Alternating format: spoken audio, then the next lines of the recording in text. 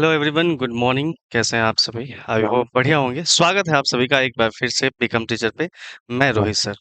तो आज का जो वीडियो है बहुत महत्वपूर्ण है प्यारे बच्चों, बिहार डीएलएड 2026 के लिए। जो नॉर्मलाइजेशन का प्रक्रिया है वो किस तरीके से आप समझ सकते हैं कि आपके मार्क्स में क्या बदलाव हो सकता है, इन सारी चीजों पे बात कर सकते हैं। एक इम्पॉर्टेंट चीज है vertical reservation and horizontal reservation. ये बहुत महत्वपूर्ण चीज है क्योंकि आप नॉर्मलाइजेशन तो जानते हैं कि क्या होता है, किस तरीके से मार्क्स बढ़ सकता है, घट सकता है, लेकिन इसके अंदर बहुत सारी चीजें हैं जो आपको समझना बहुत ज्यादा जरूरी है। मैं इन सारी चीज पे बात करूंगा, रिजल्ट एंड एडमिशन पे क्या फर्क पड़ सकता है, क्योंकि बहुत सारे बच्चे आप देखते होंगे कि 60 नंबर पे भी किसी को गवर्नमेंट कॉलेज मिल जाता है, कैसे कैसे किस तरीके से कम नंबर पे भी कॉलेज मिल जाता है। तो इन सारी चीजों, ये सारा पूरा खेल है इसका नॉर्मलाइजेशन का, और ये वर्टिकल रिजर्वेशन और हॉरिजॉन्टल रिजर्वेशन के। तो चलिए इस वीडियो को शुरू करते हैं। तो जो भी बच्चे नए हैं चैनल को जरूर सब्सक्राइब कर लीजिएगा, क्योंकि यहाँ पे आपको महत्वपूर्ण अपडेट और ऑथेंटिक जानकारी आपको मिलती है, ठीक है, आपके एग्जाम के लिए। तो चलिए समझते हैं। यहाँ पे अगर हम बात करते हैं साथियों, कि जैसे ये चीज दिखा हुआ है कि मैं यहाँ पे वीडियो बड़ी ना हो, लंबी ना हो, इसलिए यहाँ पे पहले से ही मैंने ये लगा के रखा है। नॉर्मलाइजेशन क्या है ये आप सभी जानते हैं कि जैसे कि बिहार डीएलएड 2026 का भी एग्जाम हुआ है, तो उसमें अलग अलग शिफ्ट हुए हैं एग्जाम, ठीक है। अलग शिफ्ट में हम बात कर सकते हैं कि प्रश्न पत्र में बहुत सारे क्वेश्चन लेवल टफ आते होंगे, मतलब क्वेश्चन जो पेपर होते हैं वो अलग अलग हो सकते हैं, टफ हो सकते हैं, इजी हो सकते हैं। इसीलिए अलग अलग शिफ्ट के जो आपके मार्क्स हैं, रॉ मार्क्स जिसको बोला जाता है, उस मार्क्स को बैलेंस करने के लिए नॉर्मलाइजेशन का प्रक्रिया किया जाता है, यानी इस्तेमाल किया जाता है, ठीक है।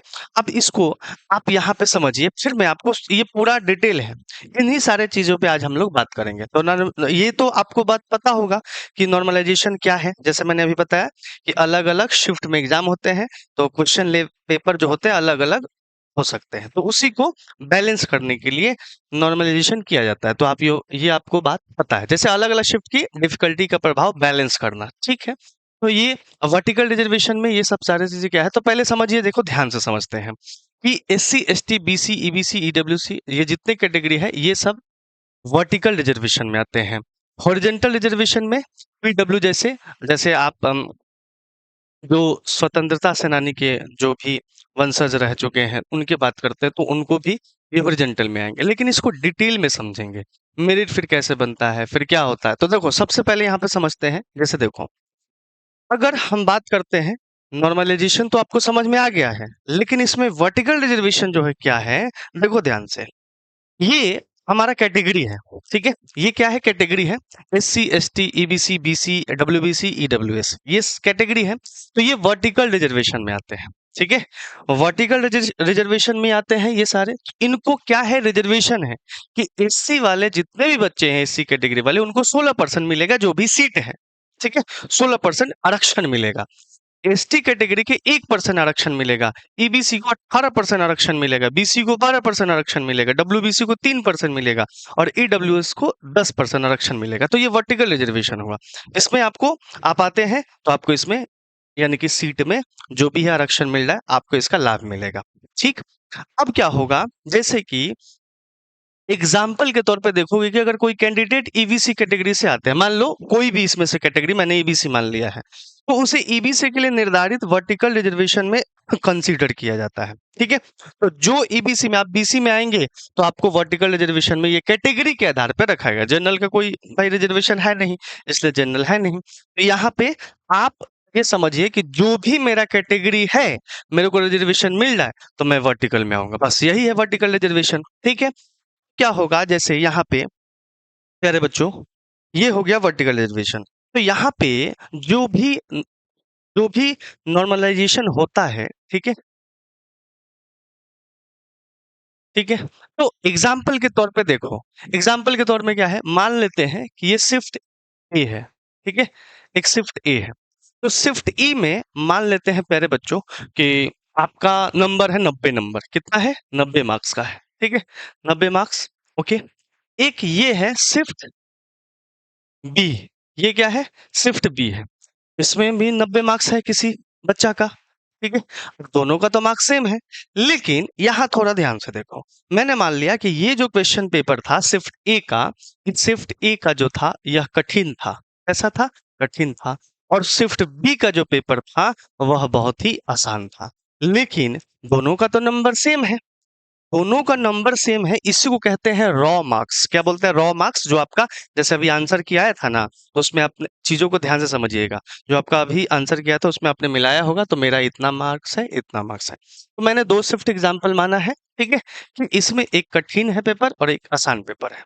तो दोनों का मार्क्स सेम है, लेकिन कठिनाई अलग अलग होने से यहाँ पे मेरिट लिस्ट में एडजस्टमेंट किया जाता है। मेरिट लिस्ट बनाना होगा, इसी को मेरिट लिस्ट में बनाने का जब फाइनल मेरिट लिस्ट बनेगा तो उसमें एडजस्टमेंट हो सकता है। ठीक है, हो सकता है कि इसका मार्क्स इसमें चला जाए और इसका बैलेंस किया जाएगा। ठीक है, मतलब जरूरी नहीं है कि भाई प्यारे बच्चों इसका कठिन है तो इसका बढ़ सकता है, ठीक है, और इनका घट सकता है। इसीलिए कई सारे बच्चों का घट भी सकता है और बढ़ भी सकता है। ठीक है, और एक चीज ध्यान रखिएगा कि नॉर्मलाइजेशन की जो मतलब यह नहीं है कि किसी भी विद्यार्थी का मार्क्स बढ़ेगा ही। ये जरूरी नहीं है कि मार्क्स बढ़ेगा ही। ये डिफिकल्टी और स्टैटिस्टिकल कैलकुलेशन के अनुसार ये पूरा कैंडिडेट का स्कोर बढ़ता है और घटता है। ठीक है, ये ध्यान रखिएगा। तो यही है आपका नॉर्मलाइजेशन प्रक्रिया। नंबर कैसे घटता है और कैसे बढ़ता है, ये आपको बात पता चल गया।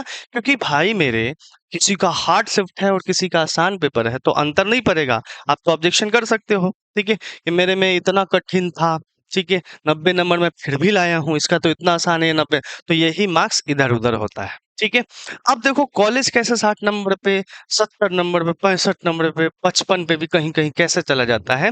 यही आपका वर्टिकल और हॉरिजेंटल का ही तो खेल है। तो वर्टिकल रिजर्वेशन तो समझ में आ गया है कि जो भी कैटेगरी है वो कैटेगरी में आपको जितना यह सीट पे है रिजर्वेशन मिलेगा। देखो फायदा कहाँ पे मिलता है। ये जो हॉरिजेंटल है ना, ये जो हॉरिजेंटल रिजर्वेशन है, ठीक है, हॉरिजेंटल रिजर्वेशन में देखो क्या होगा। जैसे वर्टिकल में क्या होता है, मुख्य कैटेगरी, कि आपका कौन सा कैटेगरी है, SC ST BC EBC EWS, ये आपका कैटेगरी है मुख्य कैटेगरी वर्टिकल में। तो वर्टिकल सबको मिल सकता है, खाली जनरल को छोड़कर। तो वो वर्टिकल श्रेणी में आएंगे, वर्टिकल रिजर्वेशन में आएंगे। हॉरिजेंटल क्या होता है कि जो इसी कैटेगरी के अंदर आते हैं रिजर्व ग्रुप में। अब ये रिजर्व ग्रुप क्या है कि इसी कैटेगरी के अंदर आए। जैसे मान लो कि आपका कैटेगरी क्या है, ईबीसी, ठीक है, आपका कैटेगरी प्यारे बच्चों क्या है, ईबीसी है, मान लिया हमने। ईबीसी में आप आते हैं तो कौन सा आपका रिजर्वेशन मिलेगा, वर्टिकल मिलेगा। लेकिन ईबीसी में आप ये सोचो कि स्पेशल कैटेगरी पीडब्ल्यूडी है, मतलब आप ईबीसी में हैं और साथ ही साथ आप पीडब्ल्यूडी मतलब हैंडीकैप है, या फिर आप क्या है, फ्रीडम फाइटर। तो इस तरीके से हम कह सकते हैं कि ईबीसी के साथ साथ अगर आप पीडब्ल्यूडी हैं तो आपको दोनों का लाभ मिलेगा। यानी दोनों का लाभ, ईबीसी वर्टिकल जो मिल रहा था पहले वो, और एक अलग से पीडब्ल्यूडी हॉरिजेंटल। तो यही कंसीडर किया जाएगा दोनों को मिला के। हॉरिजेंटल एक अलग नहीं है, याद रखना कि ईबीसी, जैसे मान लो हम ये नहीं कह सकते हैं प्यारे बच्चों कि ईबीसी आपका, ये ध्यान रखो कि ईबीसी आपका वर्टिकल हो गया, ठीक है, वर्टिकल, और पीडब्ल्यूडी आपका हो गया क्या चीज, हॉरिजेंटल। ठीक है, यही दोनों यहाँ पे अलग अलग मिलेगा, नहीं अलग अलग नहीं मिलेगा, आपको दोनों को मिलाकर मिलेगा रिजर्वेशन। देखो जैसे मैंने लिखा है AVC vertical plus PWD horizontal, दोनों को मिला के मिलेगा। तो ये हॉरिजेंटल में कौन आते हैं, जो स्पेशल जो होते हैं, ठीक है, यानी स्पेशल ग्रुप वाले, जो रिजर्व ग्रुप वाले होते हैं, जैसे पीडब्ल्यूडी, ठीक है, फ्रीडम फाइटर, उनको ये लाभ मिलता है। इसीलिए डबल रिजर्वेशन जब मिल जाता है ना, तो कभी कभी 60 नंबर पे भी गवर्नमेंट कॉलेज मिल जाता है, तो आप आश्चर्यचकित हो जाता है कि यार ये कैसे कम नंबर पे इतना मिल गया। तो यही फायदा मिल जाता है उन लोगों को। ठीक है, तो ये है आपका पूरा वर्टिकल और हॉरिजेंटल रिजर्वेशन के बारे में जानकारी साथियों। ताकि आपको यहाँ पूरा मैंने समझा दिया कि क्या होता है, और ये सब कुछ आप लोग समझ गए। तो यही चीज था, जैसे कि मैंने आपको शुरू में ये संक्षिप्त में मैंने बताया था कि अलग अलग शिफ्ट की ये है। फिर एस सी एस टी ये सब वर्टिकल में आते हैं, मैं भी वर्टिकल में आ जाऊंगा मान लो, ठीक है। तो ये वर्टिकल तो सबको है, लेकिन हॉरिजेंटल क्या होता है कि एक एग्जांपल है कि पीडब्ल्यू जैसे विशेष श्रेणियों के लिए रिजर्वेशन जो वर्टिकल फ्रेमवर्क के भीतर लागू हो सकता है। अलग अलग नहीं, उसी के अंदर दोनों को मिला के, समझ गए? ठीक है। और अंतिम मेरिट, अंतिम कंपटीशन रैंकिंग के आधार पे आपका एडमिशन होगा। काउंसलिंग मेरिट और चॉइस के आधार पे कॉलेज अलॉटमेंट की प्रक्रिया होती है। तो इसी तरीके से आपका एडमिशन पे भी असर पड़ता है, मार्क्स पे असर पड़ता है, जिससे आप चिंतित हो जाते हैं कि मेरा घट कैसे गया, मेरा बढ़ कैसे गया। बढ़ गया तो बहुत अच्छी बात है। अब ये जो नॉर्मलाइजेशन है, ये एक तरीके से खराब भी है और ये एक तरीके से बढ़िया भी है। बढ़िया उनके लिए है जिनको, इनके लिए बढ़िया है। मान लो उनके लिए बढ़िया है कि भाई हार्ड शिफ्ट है और आसान शिफ्ट है, तो हार्ड वाले बच्चों को तो लॉस हो रहा है ना, इसीलिए उनको मार्क्स बढ़ जाता है, तो उनके लिए बढ़िया है। खराब किन के लिए है? देखो, जो बच्चे योग्य भी है, मान लो वो 90 नंबर लाया भी है, आसान हो चाहे हार्ड हो प्यारे बच्चों, तो रिजर्वेशन में तो वो पूरा खेल हो गया ना। रिजर्वेशन में तो उसको बहुत ज्यादा फायदा मिल गया। कहीं ना कहीं पूरा का पूरा खेल ये रिजर्वेशन ही बिगाड़ देता है, जिससे बहुत सारे बच्चों को 90 नंबर 85 नंबर कभी कभी आता है, वो निराश हो जाते हैं। तो यही सब खेल होता है। तो एक तरीके से बढ़िया भी है और खराब भी है। तो ये पूरी जानकारी थी। आपको वीडियो कैसा लगा प्यारे बच्चों? लेकिन जाते जाते आप सभी को मैं बताना चाहता हूँ, जो भी आपके मित्र भाई बंधु जो भी चीजें हैं, ठीक है, उनको आप बता सकते हैं कि बिहार डीएलएड 2027 के लिए बैच हमारा शुरू हो चुका है। उत्सव बैच जो ये शुरुआत हो चुकी है, ठीक है। लाइव क्लासेस चल रही हैं। अगर आपकी लाइव क्लासेस छूट जाएंगी तो आप उसको रिकॉर्डेड पे देख सकते हैं, ठीक है। पूरी संपूर्ण तैयारी है।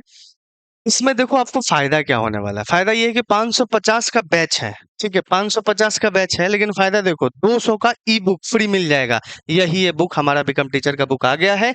यानी सबसे बार पहली बार आपको यहाँ पे देखने को मिलेगा हिंदी और इंग्लिश मीडियम में 2022 से लेकर 26 तक का प्रीवियस ईयर क्वेश्चन। यानी ये बुक पूरे आंसर के साथ 50 प्लस प्रैक्टिस सेट है, 6500 प्लस प्रश्न है। अभी तो 26 वाला ऐड होगा तो और बढ़ जाएगा क्वेश्चन, ठीक है। तो 25 तक है, इसमें 26 वाला ऐड हो जाएगा, ठीक है।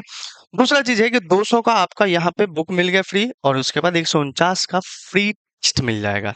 टोटल आपको 350 का डिस्काउंट हो गया, ठीक है। यानी 550 का बैच आप इतना में तो रिचार्ज कराते होगे हर महीने भाई, 299 199 का, है ना? कराते होगे कि नहीं कराते होगे? बिल्कुल कराते होगे। आप ये मत देखो कि कोर्स की प्राइस कितनी है, ज्यादा है। आपको ये भी फायदा भी तो मिल रहा है। 550 में से अगर मैं 350 घटा दूं प्यारे बच्चों, तो कितना बचा? आपको कितना का बैच पड़ा खुद देखो।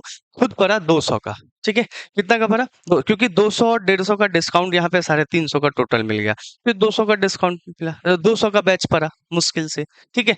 तो यहाँ पे कुल मिलाकर बात हो रही है कि ये पैसा आप जो दे रहे हैं, इसको बहुत सारे इसमें लाभ मिल रहा है आपको। पूरा हर एक सब्जेक्ट की तैयारी कराई जाएगी। बैच कैसे लेना है साथियों? तो बैच आप इस तरीके से ले सकते हैं कि आप प्ले स्टोर पे जाना है, बिकम टीचर इंस्टॉल करेंगे एप्लीकेशन को, और उसके बाद रजिस्टर कर लीजिएगा। पूरा डिटेल्स भर के पेड कोर्स में जाना है और वहां पे उत्सव बैच देखना है, आप ज्वाइन कर सकते हैं, ठीक है।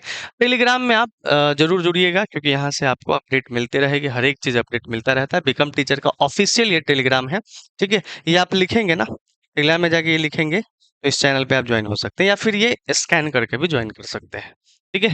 तो आज यहाँ तक ये वीडियोस को समाप्त करते हैं। आई होप कि आप सब कुछ समझ गए होंगे कि क्या है ये सारी प्रक्रिया, किस तरीके से चलता है, ठीक है। तो वीडियो अच्छा लगा होगा तो प्यारे बच्चों लाइक और शेयर जरूर कीजिएगा, ठीक है।